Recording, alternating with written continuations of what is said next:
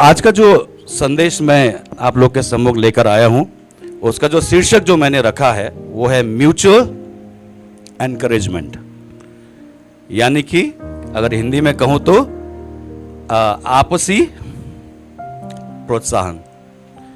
आजकल संसार में आप कहीं पे भी नजर उठा कर देखते हैं तो बहुत मुश्किल समय दिख पड़ता है, और काफी कम समय ऐसा मुझे खास करके मेरा अनुभव, क्योंकि मैं पिछले 6-7 वर्षों से फुल टाइम मिनिस्ट्री में था शिलोंग मेघालय में।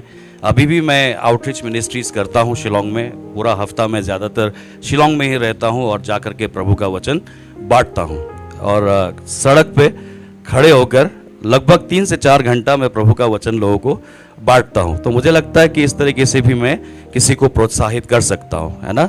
I consider this is one of the way through which I will be able to encourage somebody by sharing God's word, है ना। तो हमारे विश्वासी के जीवन में अगर प्रभु का वचन ही नहीं है तो फिर हमारे जीवन में कुछ भी नहीं है ना। क्योंकि हम लोग जब बाइबल पढ़ते हैं नया नियम में, आप अगर 2 तिमोथी उसका 3 अध्याय और 16वां वचन, तो उस पर क्या लिखा है? कोई भी बता सकता है मुझे क्या लिखा है?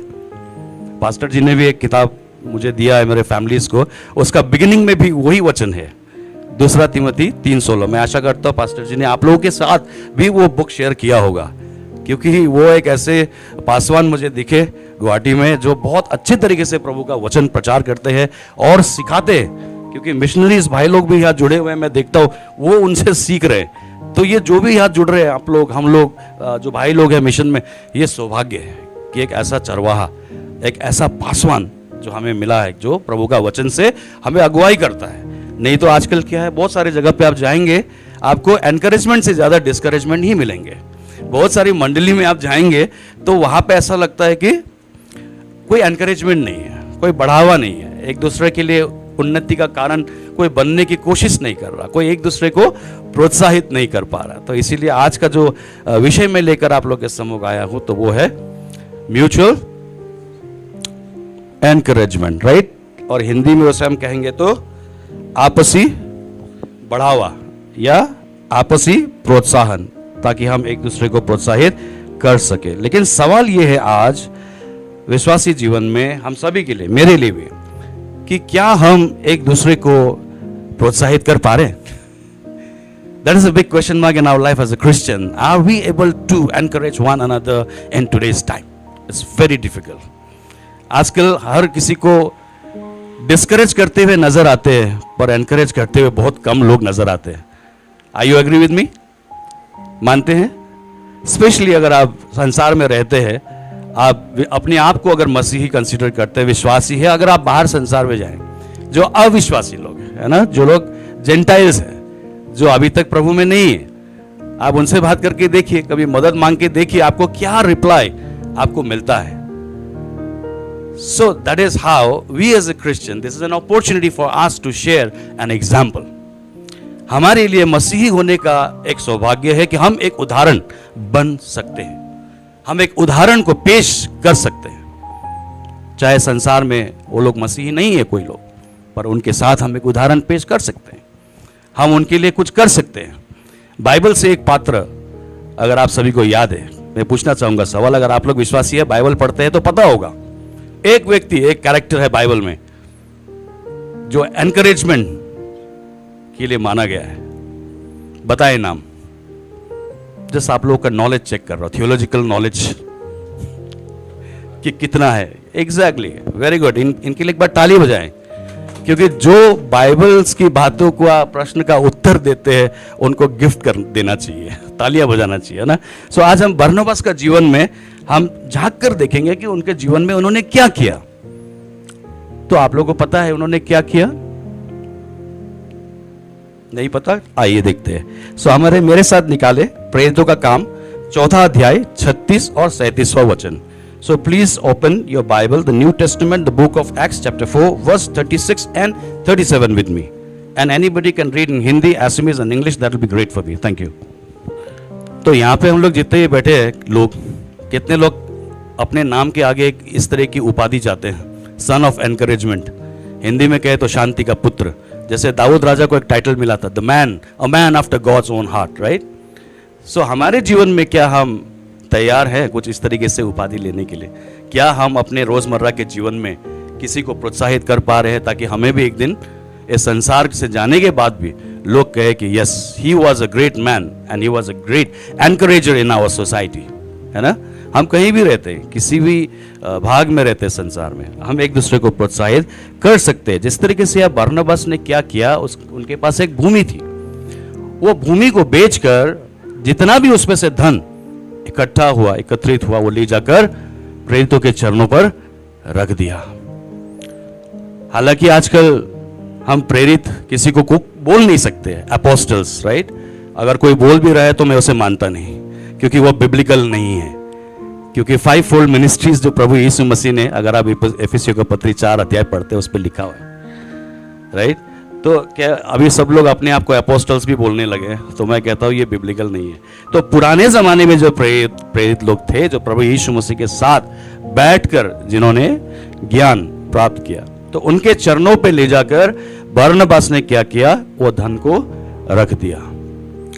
तो आज बरनबास की तरह अगर हम कोई उदाहरण पेश करना चाहते हैं तो आप में से कोई भी सोच सकते हैं, मुझे बता सकते हैं कि कौन सा ऐसा तरीका हो सकता है जिससे कि हम बरनबास की तरह एक उदाहरण पेश कर पाएंगे? Anybody can answer that question. कोई भी बता सकते, कोई तरीका आपके दिमाग में, अभी आपके जहन में अगर आपको आ रहा हो तो बता सकते हैं। है? चलिए कोई नहीं, अगर आप नहीं है तो हम बाइबल से रेफरेंस लेंगे, है ना? बाइबल से 2 रेफरेंस हमें हर बातों के लिए देखना चाहिए, then only it will be considered as a doctrine, otherwise इसे हम मान नहीं सकते, राइट? सो 2 हम उदाहरण लेंगे। पहला फिर से पढ़ेंगे प्रेरितों का काम 4 अध्याय 37वां वचन। तो आज अगर हमारे जीवन में कोई जरूरतमंद व्यक्ति हमारे आसपास है, तो क्या हम अपना सब कुछ बेच करके उनके चरणों में लेके जा सकते हैं? यस, नो, मे बी, हाँ, ना, शायद। बहुत मुश्किल होगा, नहीं? अगर इसी पुस्तक में प्रेरितों का काम 5वां अध्याय पढ़ेंगे तो 2 पात्र मिलते हैं, हनन्याह और सफीरा। आपको पता है ना उनके साथ क्या हुआ? उन्होंने चाहा कि मैं भी बरनबास की तरह बनूं, लोग मुझे भी इज्जत दे, तो मैं भी अपना जमीन जो है बेच करके लेके जाता हूं। लेकिन क्या किया? बेचा तो बेचा, लेकिन कुछ अपने पास भी रख छोड़ा। और बाद में जब पतरस ने उनसे पूछा कि ये सब धन जो तुमने बेचा है वो पूरा है? तो बोला हाँ, पूरा है। तो उन्होंने कहा कि पवित्र आत्मा से आपने झूठ बोला, और उसी वक्त वो गिर पड़ते हैं और वो मृत्यु को प्राप्त करते हैं। तो इसीलिए सच बोलना है कि आज हम लोग अपना अगर भूमि है या कुछ भी है, बेचकर क्या हम किसी जरूरतमंद को मदद कर पाएंगे? संभव है, लेकिन मैं आपको एनकरेज करता हूं, I would like to encourage you all, मैं आपको प्रोत्साहित करता हूं कि अगर सच में कोई जरूरतमंद है, नीडी है, अगर आप उनके लिए कुछ भी कर सकते हैं तो प्लीज कीजिए, तभी हम उदाहरण पेश कर पाएंगे, अथवा कोई और चांसेस नहीं है। ओके, और एक वचन पढ़ेंगे हम, रोमियो का पुस्तक 1 अध्याय 12वां वचन। देखिए, आज हम लोग यहां पर इकट्ठे हैं। Do we consider ourselves as a body of Christ? हम लोग सब एक दूसरे को विश्वास करते हैं कि हम मसीही में जुड़े हुए भिन्न भिन्न अलग अलग प्रकार के अंग हैं, परंतु एक ही शरीर में जुड़े हैं, in one unison as one body of Christ, right? अगर आप 1 कोरिन्थी 12वां अध्याय पढ़ेंगे, वहां पे आत्मिक वरदान के बारे में लिखा हुआ है। आप पढ़िएगा घर जाकर के, कभी मौका मिले, उस पर सारा बहुत अच्छी तरीके से वहां पे वर्णन किया हुआ कि वो जो अंग हैं, जिस तरीके से ये आपको परमेश्वर ने आंख दिया है, अगर सिर्फ आंख ही होता, अगर कान नहीं होता फिर क्या होता, मुंह नहीं होता फिर क्या होता? तो आज वैसे ही है, हम लोग भी अलग अलग अंग है यहाँ पे, one body of Christ with in this boundary of church. हम लोग जब संगति में जुड़ते हैं तो हम लोग एक शरीर में जुड़े हैं। सो इसीलिए क्या है कि एक आंख जो है मुंह को नहीं बोल सकता मुझे तेरी जरूरत नहीं है या पैर हाथ को नहीं बोल सकता मुझे तेरी जरूरत नहीं है। सो यहाँ पे हम लोग जितने भी लोग बैठे हैं, God has blessed you with some sort of spiritual gift, सबको एक आत्मिक वरदान दिया है और परमेश्वर उसके अनुसार सभी को समय आने पर इस्तेमाल करता है। आमीन। तो उसी तरीके से यहाँ इस वचन में जो हम देखते हैं तो क्या कह रहे हैं, इसका अर्थ क्या है कि जब हम यहाँ हैं, जैसे मैं यहाँ पे हूं, सो मेरा कर्तव्य क्या है? टू एनकरेज यू ऑल, मैं आपको प्रोत्साहित करूं मैं आपके लिए उन्नति का कारण बनूं, मुझे जो आशीष परमेश्वर ने दिया है मैं वो आपके साथ बांटूं, और जो आपको दिया है वो आप मेरे साथ बांटें। आमीन। तो आजकल प्रॉब्लम यही आ रही है, सिर्फ क्या है, तू मुझे दे लेकिन मैं तुझे ना दूं।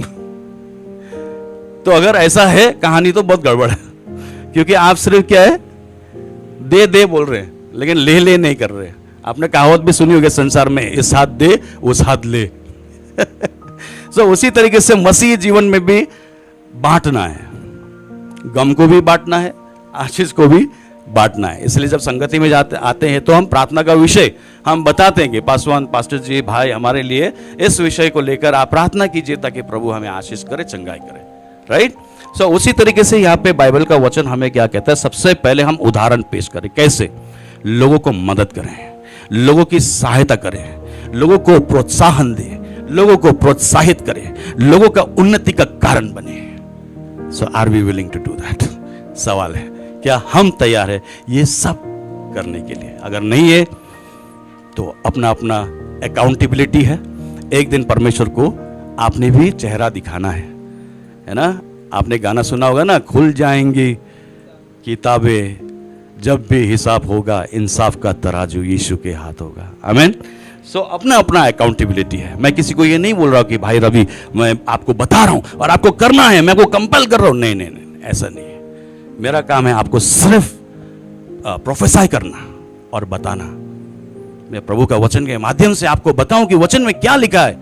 अब प्रभु किस तरीके से आपको इस्तेमाल करता है, प्रभु आपके आत्मा में किस तरह से बातें करता है, ये परमेश्वर प्रभु आप जाने।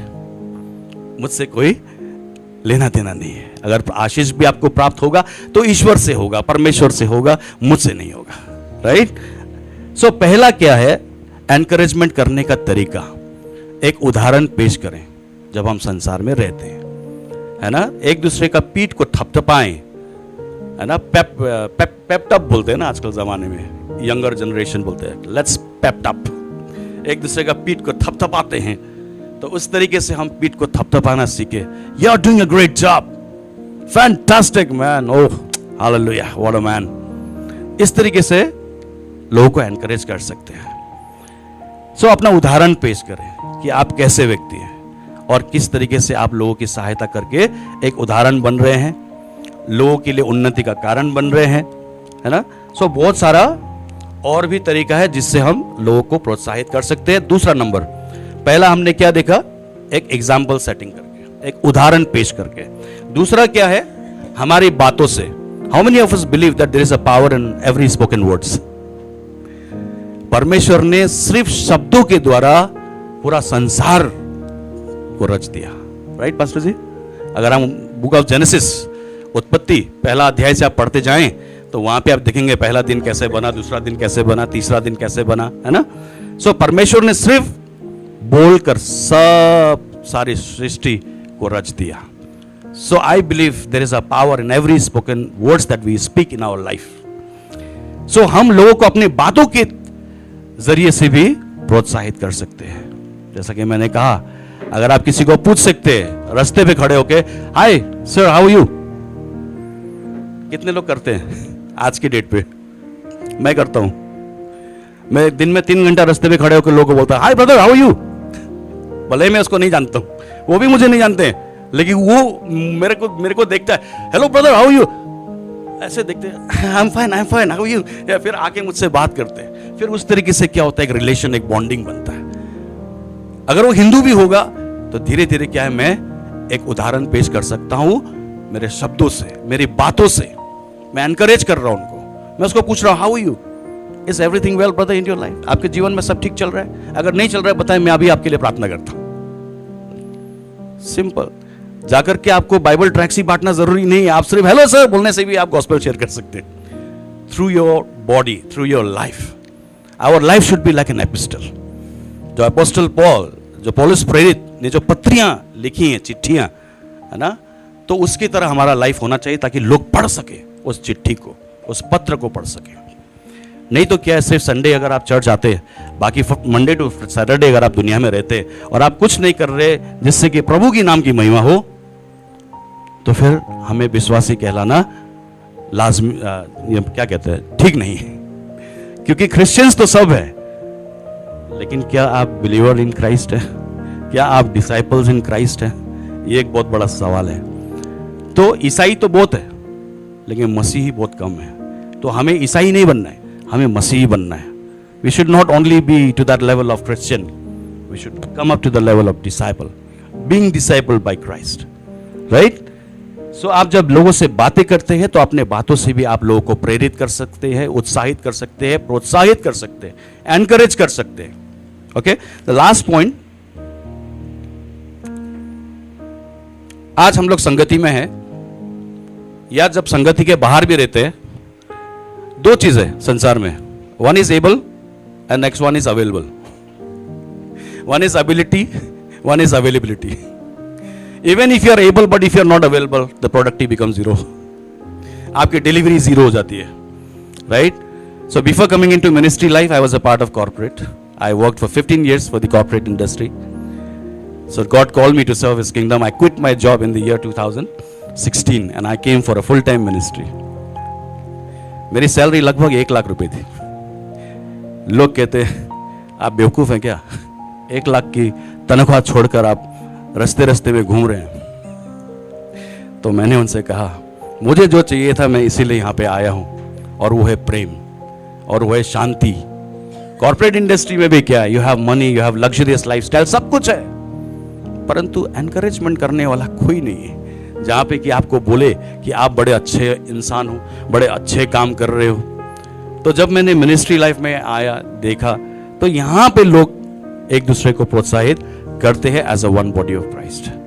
सो that is how God speak to me and my wife, and then we quit our job and we came to Shillong for full time ministry. We were in full time ministry for last 6 years. But due to certain health problems and some family problems, अभी हम लोग full time ministry से बाहर आए हैं, and again we are back to the corporate section and we are working as the corporates and we started our own business. लेकिन फिर भी business के साथ साथ मैं ministry में भी अपना time spend करता हूँ at least 3 hours in a day. तो जाकर के at least प्रभु का वचन बांटता हूँ और लोगों को हाथ हिला के बोलता हूँ, hello sir, how are you doing today? Is there anything that I can help you with sir? कुछ है तो बताएं, मैं आपको मदद कर सकता हूँ सर. भले ही मेरे पास कुछ नहीं है, लेकिन मैं अपने आप को तो दे सकता हूँ. मेरे पास धन दौलत नहीं है, लेकिन मैं अपने आप को दे सकता हूँ. मैं आपके लिए जो बन पड़ेगा मैं आपके लिए करूँगा. So the third point which I shared is, अगर आपको इच्छा है कुछ करने के लिए लेकिन आप नहीं कर रहे, उसका कोई मतलब बनेगा? कहने का मतलब है कि आप किसी को मदद करना चाहते हैं, किसी के साथ रहकर किसी को एनकरेज करना चाहते हैं, लेकिन अगर साथ में नहीं है तो क्या आप कर पाएंगे? नहीं कर पाएंगे, राइट? सो इसीलिए क्या है कि if you are able, please make yourself that you are available as well. क्योंकि आप चाह तो बहुत रहे लेकिन कुछ कर नहीं रहे. इंग्लिश में कहा हुआ है, where there is a will there is a way. जहां चाह है उधर राह भी होना ही लाजमी है, तो होना चाहिए. सो बस इतना ही कहकर मैं आज समाप्त करना चाहूंगा, क्योंकि ज़्यादा समय नहीं था मेरे पास, 10 मिनट, लेकिन फिर भी लगता है थोड़ा सा टाइम ज़्यादा ले लिया है मैंने, 5 मिनट. सो उसके लिए माफ़ी चाहता हूँ. सो प्रभु आप सबको आशीष करे. तो आज मैं जस्ट ख़त्म करने से पहले एक बार फिर से समराइज़ कर देता हूँ कि हमने क्या बातें आज सुनी है और सीखी है. सबसे पहले आज का जो टाइटल है आप मेरे साथ दोहराए, म्यूचुअल, आगे क्या था? एनकरेजमेंट. फिर से बोले, म्यूचुअल एनकरेजमेंट. हिंदी ये बोले, आपसी उन्नति, आपसी बढ़ावा, आपसी प्रोत्साहन. अगर आप ये टाइटल भी याद रखेंगे ना, तो भी प्रभु आपके हृदय में काम करेगा और आपको यूज करेंगे. आमेन. चलिए, praise the Lord, God bless you. प्रभु के नाम की बड़ी महिमा हो. आमेन.